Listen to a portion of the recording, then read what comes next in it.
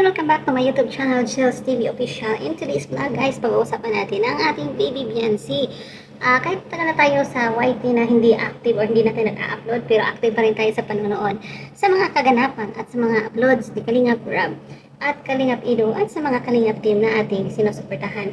Lalong-lalo na po yung sa mga love team. So speaking of love team, Idsi, so Ido, Kalingap Ido and Biancy, matatanda natin guys na grabe to the effort na amaze talaga ako dito kay Biancy kasi gumawa ba naman siya ng regalo regalo sa mansari nila ni Kalingap Ido na hindi naman sukat akalain ni Ido na gagawa siya noon. So di ba? At nakita naman po natin na much appreciated po kasi syempre gawa ni Biancy yun. At hindi po yun parang hindi po yun bumabawi dahil nagsiselo si Ido, bumabawi si Biancy. Kasi nung tinanong siya ni Kalingap Ido kung matagal na ba niya itong ginagawa kasi hindi naman po talaga yun matatapos ng isang araw. At sabi niya, matagal na po, bago po sila nagpunta ng Cebu, nag-umpisa na po siya.